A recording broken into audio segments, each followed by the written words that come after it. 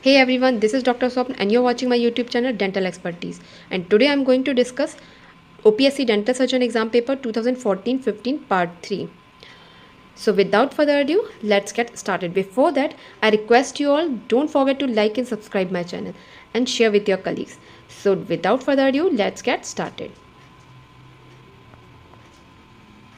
Many substances are removed from the cell to outside by phagocytosis, pinocytosis, exocytosis और chemotaxis. तो बहुत सारे substance जो है वो रिमूव किए जाते हैं from the cell to the outside, cell से बाहर किए जाते हैं। तो उस प्रोसेस को क्या बोलते हैं? फैगोसाइटोसिस, पिनोसाइटोसिस, एक्सोसाइटोसिस और कीमोटेक्सिस। तो इस प्रोसेस को कहते हैं exocytosis. Okay, so the correct answer for this question is exocytosis. Okay, exocytosis is the process of eliminating the material from the cell into the external environment. Okay, and the secretory vesicles fuse with the plasma membrane, and these primary purpose is eliminating cellular waste and mode of cellular communication. Okay, so the correct answer for this question is exocytosis. Next question is nerve fibers with slowest conduction is A alpha, A gamma, beta fibre और सी fibres.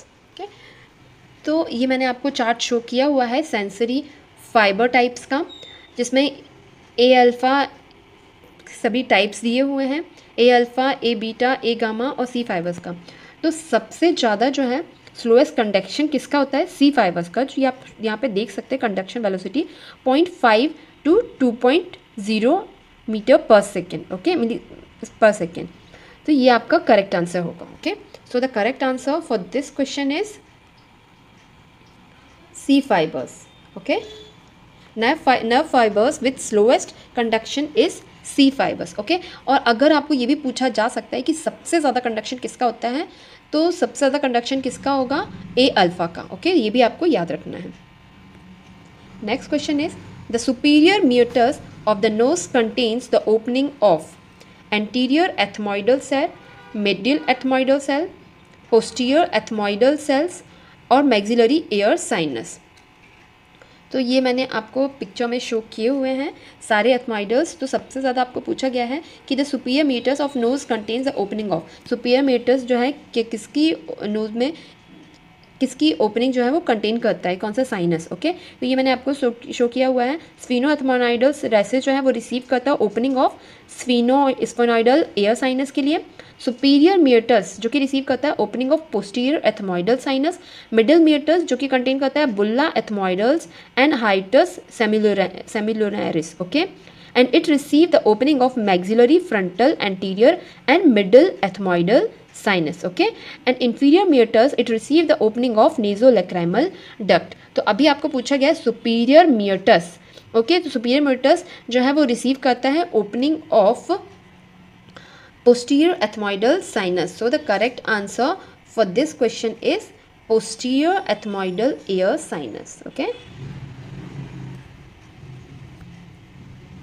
next question is the posterior auricular nerve is a branch of chorda tympani, facial nerve, auriculotemporal nerve और accessory nerve।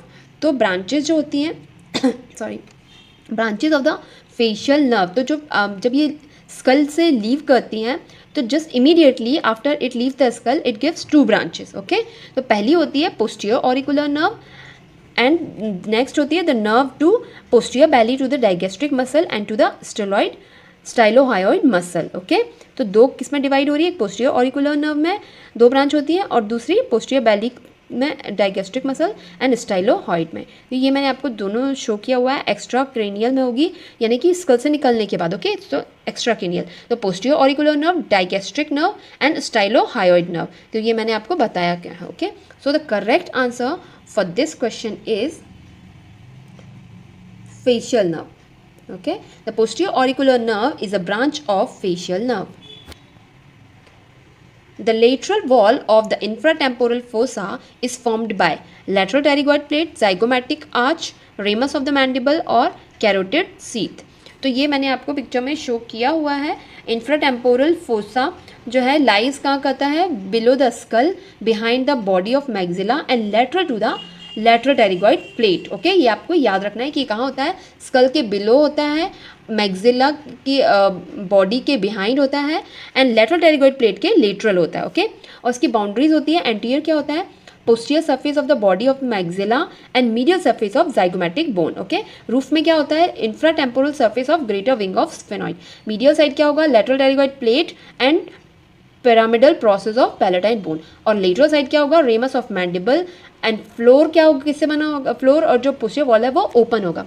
Okay, तो correct answer क्या होगा for this question is lateral wall of the infratemporal fossa is formed by ramus of the mandible. Okay, correct answer होगा ramus of the mandible. Okay, next question is the lymphatic from the tip of the tongue drain into submandibular lymph node, submental lymph node, jugulo-digastric lymph node और jugulo-omohyoid lymph node। तो ये मैंने आपको पूरा lymphatic drainage बताया from the tongue का। तो posterior 1/3 में कौन सा होता है, जुगलो-डाइगैस्ट्रिक नोड्स, एंटीरियर 2/3 में submandibular and jugulo omohyoid nodes and tip and the lingual frenum में सबमेंटल लिम्फ नोड। तो अभी टिप में पूछा गया है, तो करेक्ट आंसर क्या होगा for this question is submental lymph node. Okay, the lymphatic from the tip of the tongue drain into submental lymph node. Okay, which of the following is a branch of maxillary nerve, supratrochlear, zygomaticotemporal, infratrochlear और external nasal। तो ये मैंने आपको पूरी maxillary की nerve की branches show की हुई हैं। विद इन द क्रेनियम कौन सी होगी, मिडिल मेनिंजियल नर्व। इन टेरिगोपैलेटाइन फोसा में होगी जाइगोमैटिक, टेरिगोपैलेटाइन और PSA, posterior superior alveolar. Zygomatic जो है वो दो में डिवाइड होगी, जाइगोमैटिको टेम्पोरल एंड जाइगोमैटिको फेशियल। और टेरिगोपैलेटाइन जो होगी वो किस में डिवाइड होगी, ऑर्बिटल, नेजल, पैलेटाइन और फेरेंजियल, इन सभी को ये ब्रांचेस चाहिए। ओके, और इन इंफ्रा ऑर्बिटल कैनाल एमएसए यानी मिडिल सुपीरियर एल्वियोलर नर्व में होगी और ASA anterior superior alveolar nerve. और फेस में कौन कौन सी होगी, इंफीरियर पैल्पेब्रल, लेटरल नेजल और सुपीरियर लेबियल। ओके, तो करेक्ट आंसर क्या होगा कि मैक्सिलरी जो इसमें से कौन सी होगी, सुप्राट्रोक्लियर तो नहीं है। Okay, जाइगोमैटिको temporal. ओके, बाकी ये तीनों नहीं, इंफ्राट्रोक्लियर, एक्सटर्नल नेजल ये सब नहीं है। तो कौन सा होगा correct answer for this question is zygomatico temporal is a branch of maxillary nerve. Okay, the taste sensation from the posterior 1/3 of the tongue is carried by chorda tympani, lingual nerve, hypoglossal nerve और glossopharyngeal nerve। तो ये मैंने आपको पूरा picture show किया हुआ है। तो जिसमें क्या हुआ है, जनरल सेंसेशन जो है, अभी आपको पूछा कहाँ गया टेस्ट सेंसेशन, पोस्टीरियर 1/3 का। ओके, तो अगर मैं जनरल सेंसेशन की बात करूँ, एंटीरियर 2/3 में कौन देता है, लिंगुअल नर्व। और टेस्ट फाइबर्स जो होते हैं वो एंटीरियर 2/3 के वो vallate papilla and carried by the chorda tympani nerve. Okay, और जो सेंसेशन होते हैं, टेस्ट सेंसेशन, ओके, वो जनरल सेंसेशन थे। अब टेस्ट सेंसेशन की बात करें तो जो पोस्टीरियर 1/3 में जो है वो उससे करती है कौन, glossopharyngeal nerve. Okay, and root of the tongue जो है वो किससे सप्लाई होती है, वेगस नर्व से। तो अभी पोस्टीरियर 1/3 की बात चल रही है, तो करेक्ट आंसर क्या होगा, ग्लॉसोफेरेंजियल नर्व। तो posterior 1/3 of the tongue is carried by glossopharyngeal nerve. Okay, which of the following muscle assist in the elevation of the mandible, medial pterygoid, lateral pterygoid, digastric और omohyoid। Okay, तो ये आपको मैंने chart show किया हुआ है। तो सिर्फ जो टेम्पोरलिस, मैसेटा, लेटरल टेरिगॉइड और मीडियल टेरिगॉइड, तो ये करती है, क्या करती हैं, ये सभी जो है रिट्रैक्ट करते हैं मैंडिबल को, एलिवेट करते हैं। ये सभी मैंडिबल को सिर्फ डिप्रेस करेगा लेटरल टेरिगॉइड। ओके, तो विच of the following muscle assist in the elevation of mandible के एलिवेशन की इनमें से कौन सी मसल हेल्प करती है, तो ये होगी medial pterygoid. Okay, medial pterygoid. Okay, तो medial pterygoid muscle assist in the elevation of the mandible. Okay, the sensory root of the facial nerve is known as lingual nerve, chorda tympani, nervus intermedius और greater petrosal nerve। तो जो nerve arises होती है वो कहाँ से arise होती है, pons in the brain stem. Okay, and it begins as two roots, larger motor root and small sensory root. तो स्मॉल सेंसरी रूट कौन सी होती है? Nervous intermedius. ओके, तो अपन को अभी सेंसरी रूट पूछा गया है, तो करेक्ट आंसर क्या होगा for this question is nervus intermedius is the sensory root of the facial nerve. Okay, और ये जो दोनों रूट है वो कहाँ से ट्रैवल करेंगी? किसके through? Through the internal acoustic meatus. ये भी आपको याद रखना, ये पूछा जा सकता है। Drug causing hypocalcaemia is lithium, phenytoin, thiazide और विटामिन ए इंटॉक्सिकेशन। ओके, तो हाइपोकैल्सीमिया जो है, कौन कौन सी ड्रग जो है वो हाइपोकैल्सीमिया करवाती हैं? तो ये आपको दिया हुआ है, इनिबिटर्स ऑफ बोन रिजॉर्प्शन। इसमें क्या होता है? Bisphosphonates, calcitonin, cinacalcet, calcium chelators, okay, foscarnet and phenytoin, fluoride poisoning और कीमोथेरेपी। ये सभी जो इसकी जो ड्रग्स हैं वो हाइपोकैल्सीमिया कहलाती हैं। तो for this question is correct option is phenytoin. Okay, तो phenytoin causing hypocalcaemia. Okay, all are side effects of steroids except myopathy, diarrhoea, peptic ulcer disease और osteoporosis.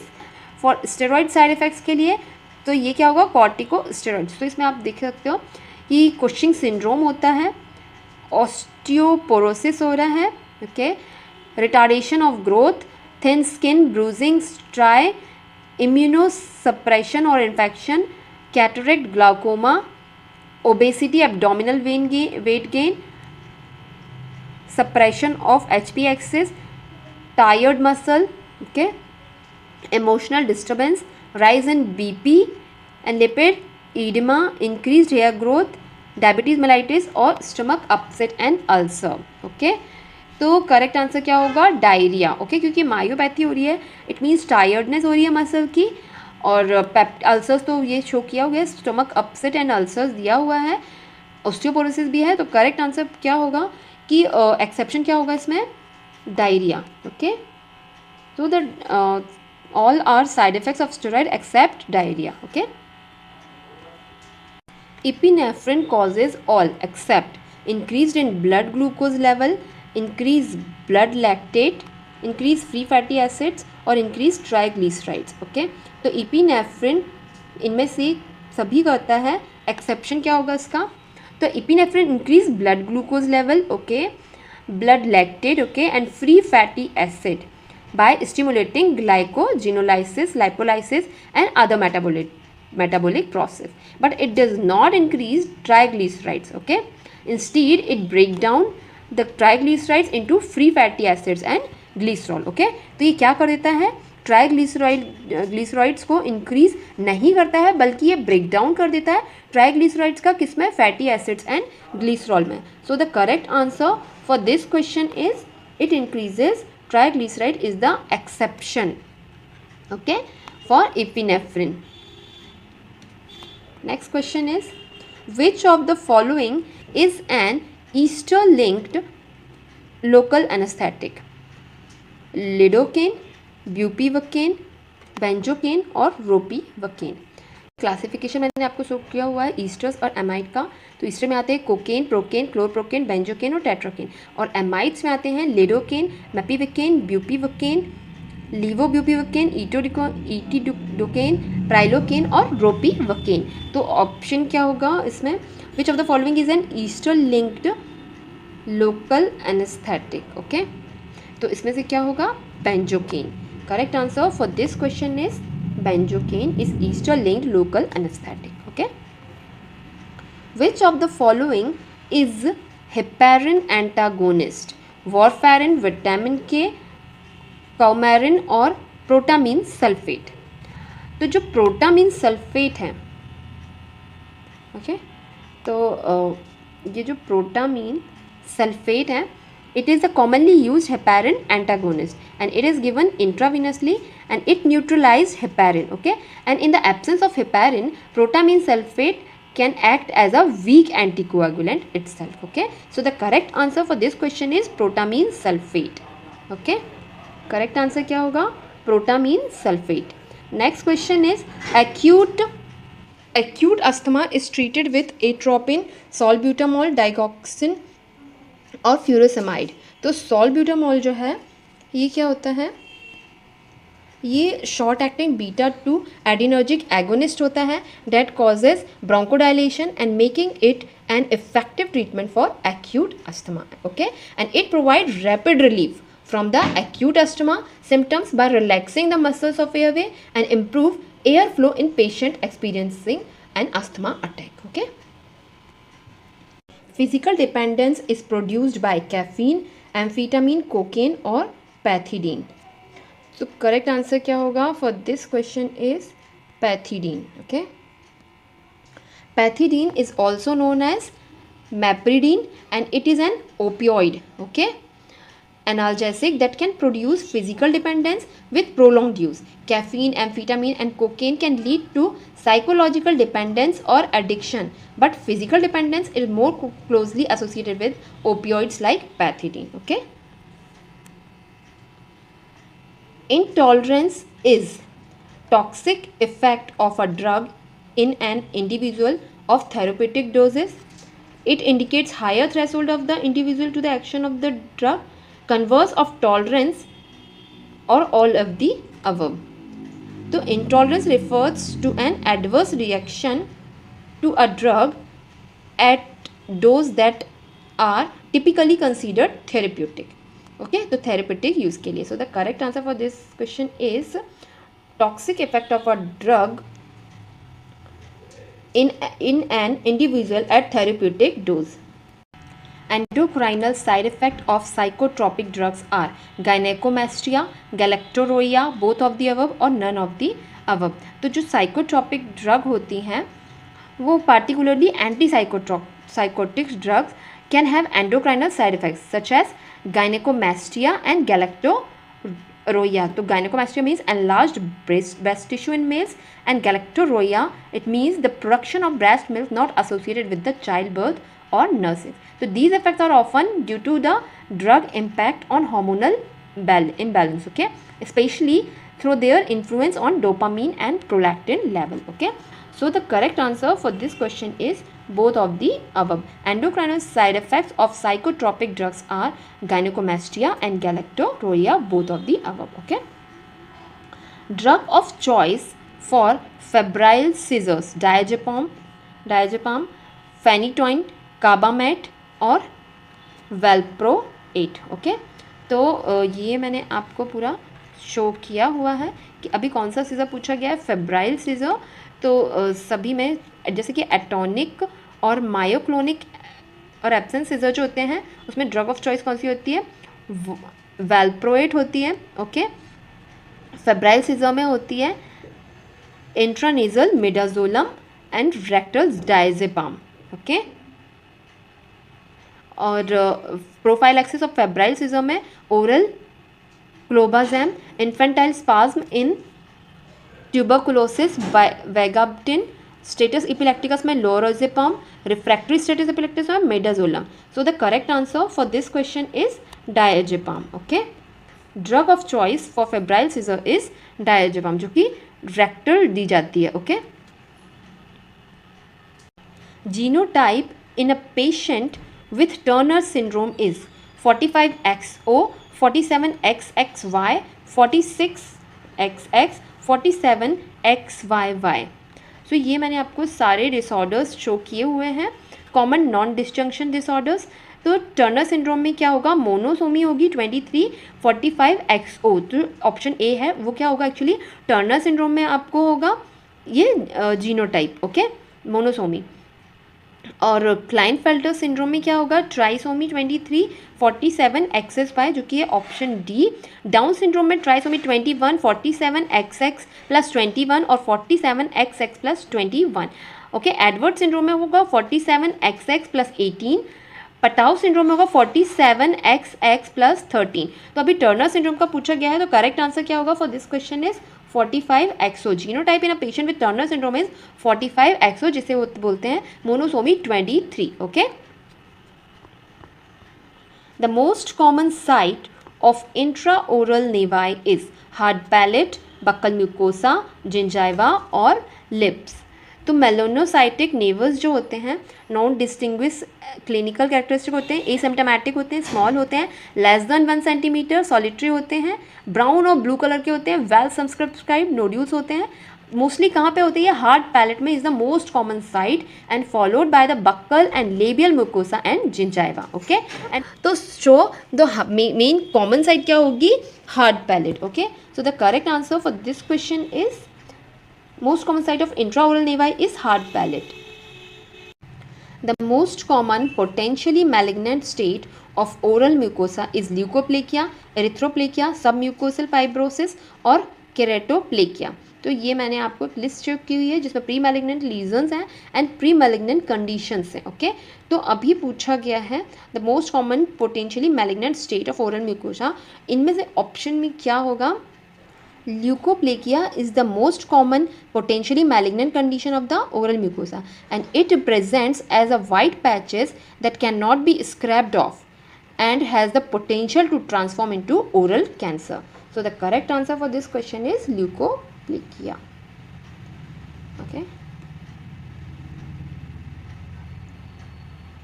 Next question is the most common malignant neoplasm of the oral cavity is squamous cell carcinoma, basal cell carcinoma, malignant melanoma और sarcoma।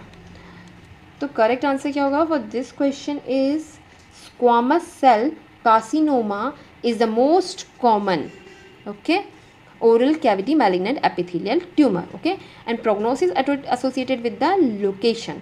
तो lip में अगर होगा तो good prognosis, टंग में होगा highly aggressive, mouth floor में होगा highly aggressive, buccal mucosa highly aggressive, gingiva slow growth. Okay, तो करेक्ट आंसर क्या होगा? Squamous cell carcinoma is the most common malignant neoplasm of the oral cavity. Unerupted tooth is a common feature of dentigerous cyst, odontogenic keratocyst, adenomatoid odontogenic tumour और all of the above. तो जो अनअरप्टेड tooth है ये आपको picture में show हुआ है जैसे कि अनअरप्टेड टूथ दिख रहा है वैसा होगा। Unerupted tooth can be common feature of all three condition. So the correct answer for this question is all of the above. Okay, with dentigerous cyst, this cyst is associated with the crown of an unerupted tooth and it can lead to the tooth being impacted. Okay, odontogenic keratocyst में क्या होगा? This type of cyst can also be associated with the unerupted tooth and although it is less commonly linked to the tooth impaction compared to the dentigerous cyst. Adenomatoid odontogenic tumor, this tumor often involves unerupted tooth and it is frequently seen in association with impacted or unerupted. Okay, so the correct answer for this question is all of the above. Unerupted teeth is a common feature of dentigerous cyst, odontogenic keratocyst and adenomatoid odontogenic tumor. Okay, तो आज का video हम यहीं and करते हैं। अगर video पसंद आई हो तो please like, subscribe and share my channel. Thanks for watching.